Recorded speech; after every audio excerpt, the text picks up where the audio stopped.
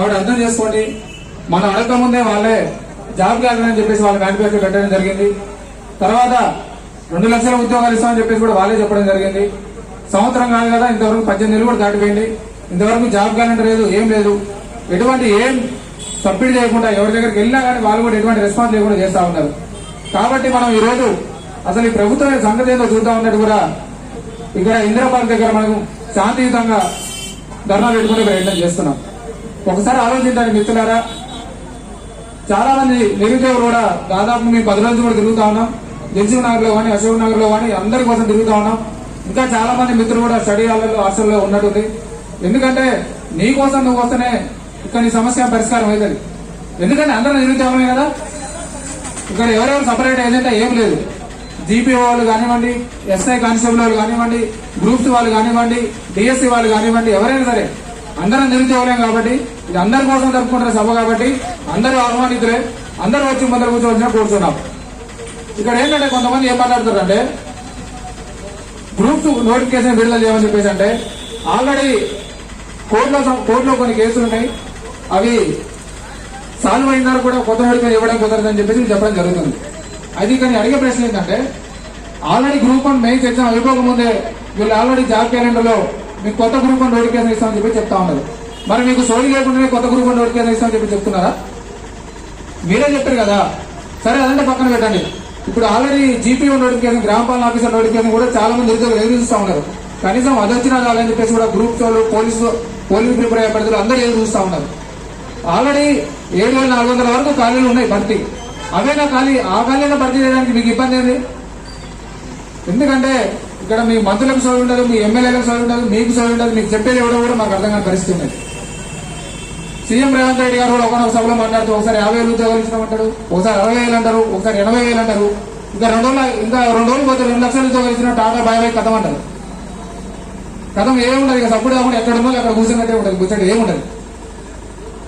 నేను చెప్పేది ఏంటంటే అసలు నిరుద్యోగులకు ఏం కావాలో మీరు తెలుసుకోండి. మళ్ళీ చెప్తున్నా, మీరు ప్రతి సభలో కూడా 50,000 ఉద్యోగాలు ఇచ్చినాం, 70,000 ఉద్యోగాలు ఇచ్చినాం, 90,000 ఉద్యోగాలు ఇచ్చామని చెప్పి చెప్తా ఉన్నారు. మీకు దమ్ము ధైర్యం ఉంటే చిక్కడపల్లి లైబ్రరీకి వస్తారా, లేదంటే అశోక్ నగర్ సిగ్నల్ దగ్గరకు వస్తారా, లేదంటే దిల్సుఖ్ నగర్ దగ్గర వస్తారా? మీరే రండి. మీరు వస్తారో, మీ మంత్రి బృందాన్ని తీసుకొస్తారో, మీ సహచరులు తీసుకొస్తారో మీ ఇష్టం. మీరు కొంతమంది నిరుద్యోగం వస్తాం. మీరు ఎన్ని ఉద్యోగాలు ఇచ్చారో, ఎన్ని ఉద్యోగాలు భర్తీ చేసిరో మాకు కూడా క్లియర్ కట్గా అర్థమవుతుంది.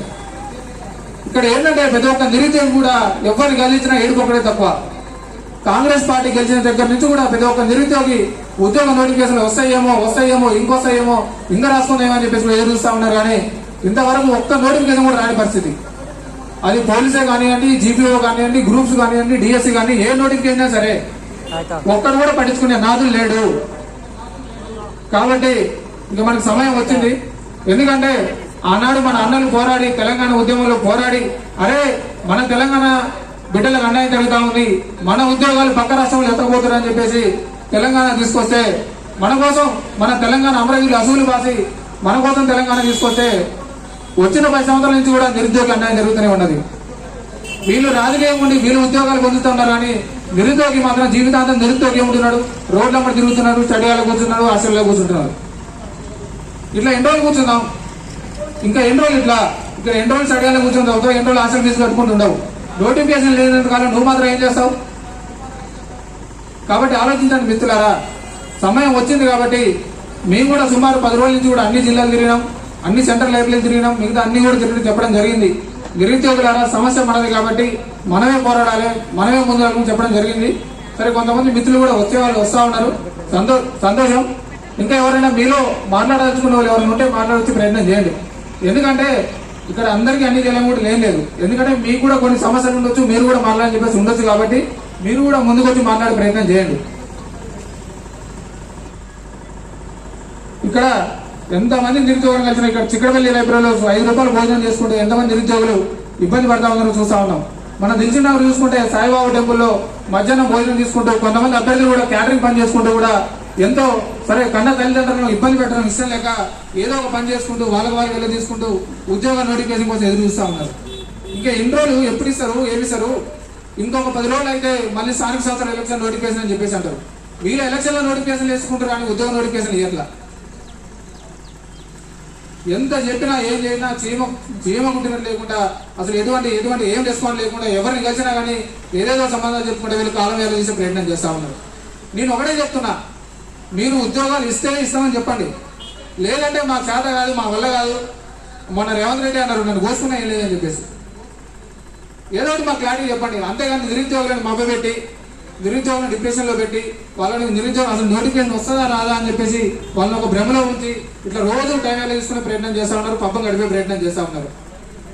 ఆ రోజు రేవంత్ రెడ్డి గారు మీరు కూడా సోమవారం కూడా ప్రెస్ క్లబ్లో మాట్లాడుతూ బిస్వాల్ కమిటీ కానీ కమల్నాథన్ కమిటీ కానీ 2 లక్షల ఉద్యోగాలు భర్తీ చేయడం సిద్ధం ఉన్నాయని చెప్పేసి కూడా మీరు ప్రతిపక్షంలో ఉన్నప్పుడు మాట్లాడడం జరిగింది. మరి ఈ రోజు ఎందుకు మాట్లాడలేదు మీరు? కనీసం జీపీఓ నోటిఫికేషన్ సరే భర్తీ చేయడానికి సిద్ధంగా ఉన్నాయి. ఆల్రెడీ వీళ్ళు పాత వీఆర్ఓతో నింపినప్పుడే మనం అప్పుడే ఉద్యమం మొదలు పెట్టుంటే ఈరోజు 11,000 ఉద్యోగం నోటిఫికేషన్ చెప్పేసి వచ్చేది. నేను ఒకటే చెప్తున్నా మిత్రులారా, మనలో చలనం లేనంత వరకు, మనలో చైతన్యం లేనంత వరకు కూడా వీళ్ళు ఇట్నే ముందుకెళ్తుంటారు, మనం ఇట్నే ఉంటాం, ఏది కాదు ఎటు కాకుండా పోతాం. కాబట్టి గుర్తుపెట్టుకోండి, వచ్చిన అవకాశం ఇది. కాబట్టి ప్రతి ఒక్క నిరుద్యోగం కూడా మాట్లాడే ప్రయత్నం చేయండి. అండ్ అలాగే ఇక్కడ మనకు పోలీసు వాళ్ళు కూడా పర్మిషన్ ఇవ్వడం జరిగింది. ఇక్కడ మనం శాంతియుతంగా జరుపుకుంటామని చెప్పి చెప్పుకోవడం జరిగింది. కాబట్టి ఇక్కడ శాంతియుతంగా జరుపుకుంటాం, ఎటువంటి అవాంఛనీయ సంఘటనలు జరగకుండా చూసుకునే బాధ్యత కూడా మాదే. అండ్ సహకరిస్తున్నటువంటి పోలీస్ డిపార్ట్మెంట్ కూడా ధన్యవాదాలు తెలియజేస్తా ఉన్నాం. అండ్ అలాగే ఇప్పుడు కొంతమంది మిత్రులు కూడా మన టీఎస్ఎస్పీటీకి సంబంధించి జెన్కో కానీ మిగతా వాటి గురించి కూడా మాట్లాడమని చెప్పారు. సరే, అన్ని నోటిఫికేషన్ గురించి కూడా మాట్లాడదాం. ఎందుకంటే మన కులం నిరుద్యోగ కులం, మన మతం నిరుద్యోగ మతం. ఇక్కడ అందరం ఒకటే.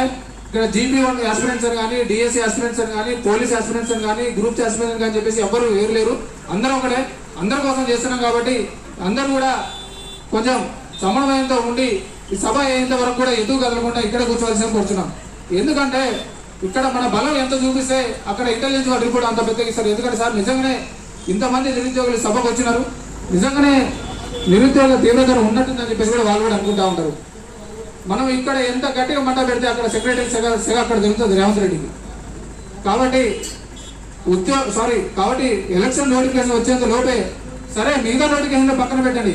ఇప్పుడు GP1 నోటిఫికేషన్ కానీ, SI కానిస్టేబుల్ నోటిఫికేషన్ కానీ ఇవ్వడానికి సిద్ధంగా ఉన్న నోటిఫికేషన్లు మీరు ఆల్రెడీ జాబ్ క్యాలెండర్ పెట్టేటప్పుడే జాబ్ క్యాలెండర్ పెట్టి కూడా ఏ డేట్ అప్పుడు ఎగ్జామ్ పెడతాం, ఎప్పుడు రిజల్ట్ ఇస్తామని చెప్పేసి కూడా పెట్టారు. ఆల్రెడీ ఆ డేట్లు కూడా అయిపోయినాయి. అయినా ఇంకా మీరు కదలకుండా ఏం చేయకుండా నిమ్మకు నీరెత్తినట్టు చేస్తే మరి ఏం కావాలి ప్రతి నిరుద్యోగి? ఇప్పుడు ఎవరికైనా రోడ్డు మీదకి వచ్చి కొట్లాడడం సరదానా? ప్రతి ఒక్కరు కూడా కడుపు కాలినప్పుడే రోడ్డు మీదకి వస్తారు. మీరిచ్చిన హామీలే కదా మేము అడుగుతున్నాం. ఇలా కొత్తగా ఏముంది? మీ కొత్త కోరికలు ఏమున్నాయి? మీరే ఆల్రెడీ సంవత్సరంలోపు 2 లక్షల ఉద్యోగాలు భర్తీ చేయాలని చెప్పారు. కాబట్టి మేము అడుగుతున్నాం. దీన్ని కొత్తగా మేమేం కొత్తగా అడిగేది లేదు. కాబట్టి మీరు ఇచ్చిన మాట ప్రకారం అన్న మాట నిలబెట్టుకునే ప్రయత్నం చేయండి. అంతేగాని ఏదో చెప్పుకుంటా పబ్బాలు తీసుకుంటే ఇక్కడ కూర్చుంటే ఎవరు లేడు. నేను మళ్ళీ చెప్తున్నా, కావాలంటే రేవంత్ రెడ్డి ఒకసారి కేసీఆర్ అడుగు. స్టడీ చేయడం పెట్టుకుంటే సీఎం చర్యలో కదిలిపోయింది. కాబట్టి నీకు కూడా దగ్గరలోనే ఉందని చెప్పేసి మాకు అనిపిస్తా ఉన్నది. కాబట్టి స్థానిక సంస్థల ఎలక్షన్ నోటిఫికేషన్ వచ్చే లోపే నిరుద్యోగులకు కావాల్సినటువంటి GP1 నోటిఫికేషన్ కానీ, పోలీస్ నోటిఫికేషన్ కానీ, గ్రూప్స్ నోటిఫికేషన్ కానీ, DSC నోటిఫికేషన్ కానీ ఇవన్నీ కూడా తొందరగా ఇచ్చి ప్రతి ఒక్క నిరుద్యోగం కూడా కొంచెం వాళ్ళు ఇబ్బంది పడతా ఉన్నారు. కాబట్టి ఆలోచించాల్సి కోరుతా ఉన్నాం. ఎందుకంటే మీరు వచ్చిన దేశ చరిత్రలోనే ఇంతవరకు కూడా అధికారం వచ్చిన 18 నెలల్లో ఇంత వ్యతిరేకత ఏ పార్టీ మీద రాలేదు. ఎందుకంటే మీ మీద ఎందుకు వచ్చింది మీరు అర్థం చేసుకోండి. మీకు నిరుద్యోగుల శాఖ తగలబోతా ఉన్నది. సరే, మాకు రోడ్డు మీదకి వచ్చి ధర్నా చేసే ఛాన్స్ ఇవ్వట్లేదు, ముందస్తు అరెస్టులు చేస్తున్నారు, ఇట్లాంటివి చేస్తున్నారు. కానీ మాకు ఓటు అనే ఆయుధం అవుతుంది కదా. ఓటేయడానికి పోయేటప్పుడు ఎవరు ఆపరు కదా. కాబట్టి ఓటు రూపంలో మా ఆయుధం ఓటు రూపంలో మేము ఓటు చేసే ప్రయత్నం చేస్తాం. కాబట్టి స్థానిక సంస్థల ఎలక్షన్ లోపు మీరు ఖచ్చితంగా జాబ్ క్యాలెండర్ రిలీజ్ చేయాలని చెప్పేసి కోరుతా ఉన్నా. ఎందుకంటే ఇది ప్రతి ఒక్క నిరుద్యోగి కూడా జిల్లాల నుంచి కానీ, హైదరాబాద్ నుంచి కానీ, మిగతా జిల్లాల ప్రతి ఒక్క నిరుద్యోగి కూడా ఎంత ఆవేదన పడుతున్నాడో. ఎందుకంటే మా కడుపు అంటే ఎవరు చెప్పాలో అర్థం కావట్లేదు. మిమ్మల్ని కలిసినే ఆల్రెడీ మీరే ఉద్యోగాలు వద్దని చెప్పేసి ధర్నా చేస్తున్నారు. మళ్ళీ కొత్త నోటిఫికేషన్ లెక్క ఇవ్వండి అని చెప్పేసి మీరు మాట్లాడే ప్రయత్నం చేస్తా ఉన్నారు.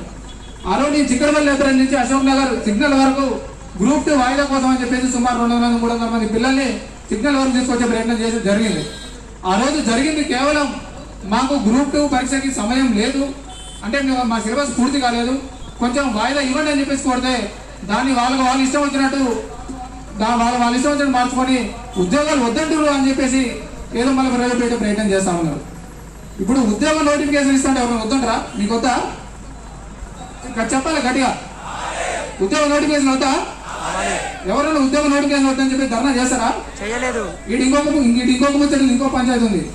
ఇక ఈ సభను చూసి రేపు రేవంత్ రెడ్డి ఏమంటారంటే ఇంతమంది వచ్చారు ఉద్యోగ నోటిఫికేషన్ వద్దని, ఉద్యోగ నోటిఫికేషన్ వద్దు ఎక్కువైపోయినాయని చెప్పేసి మాకు నోటిఫికేషన్ వద్దని ధర్నా చేస్తారని చెప్పేసి కూడా రేపు అంటాడు. మాట అంటాడు, ఖచ్చితంగా ఈ మాట అంటాడు. ఎవరైనా మెడక మీద తలగా ఇన్నాడు ఉద్యోగ నోటిఫికేషన్ వద్దని చెప్పేసి అంటారా?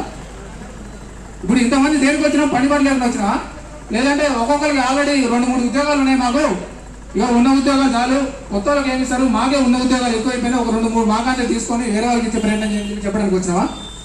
అందరూ నిరుద్యోగమే కదా. మరి కనీసం దీని మీద కూడా అవగాహన లేకుండా ఇలా మాట్లాడకుండా వాళ్ళ మంత్రులు ఏమేమో కొత్త జాబులు చూసుకొని చెప్పేసి వాళ్ళు మాట్లాడే ప్రయత్నం చేస్తారు. కాబట్టి ఇక్కడ సమస్య, నిరుద్యోగ సమస్య తీవ్రతర అవుతా ఉన్నది. మీరు ఇచ్చిన జాబ్ క్యాలెండర్ ప్రకారం మీరు ఇచ్చిన నోటిఫికేషన్ అడిగే ప్రయత్నం చేస్తా ఉన్నాం. ఒక సామెత ఉంటుంది, ఏదంటే మనోడు చెప్పుకుంటే ఏదో ఉంటే సామెత ఉంటుంది. సరే, ఇవన్నీ మనం మాట్లాడుకుంటే రాజకీయ సభ కాదు కాబట్టి, నిరుద్యోగ సభ కాబట్టి, మనం దేనికోసం అయితే వచ్చినామో, ఏ కాసు మీద మనం కొట్టాడుతున్నామో, ఏ సమస్య మీద అయితే కొట్టడానికి వచ్చినామో అదే నిరుద్యోగ సమస్య మీద మాట్లాడే ప్రయత్నం చేద్దాం. కొంతమంది కొత్త వాళ్ళు కూడా మీరు వచ్చి మాట్లాడితే బాగుంటుంది. ఎందుకంటే అందరికీ అన్ని తెలియని లేదు. కొంతమంది జీపీఓ నోటిఫికేషన్ సంబంధించిన వాళ్ళు ఉంటారు, కొంతమంది డిఎస్సీ వాళ్ళు ఉన్నారు, కొంతమంది పోలీస్ నోటిఫికేషన్లు ఉన్నారు. అంటే ఒక్కొక్కరు రండి, ఒక్కొక్క నోటిఫికేషన్ గురించి మీరు కొంచెం మీరు ఏ విధంగా నోటిఫికేషన్ ఇస్తే బాగుంటుంది, ఏ విధంగా ముందుకెళ్తే బాగుంటుంది అని చెప్పేసి కూడా దాని గురించి మాట్లాడే ప్రయత్నం చేస్తే బాగుంటుంది అని చెప్పి చెప్తా ఉన్నా. జై తెలంగాణ, జై తెలంగాణ. నిరుద్యోగుల ఐక్యత, గట్టిగా నిరుద్యోగుల ఐక్యత. జవహర్లో తెలంగాణ అమర వీరులకు, జవహర్లో తెలంగాణ అమర వీరులకు. జై తెలంగాణ, జవహర్లు.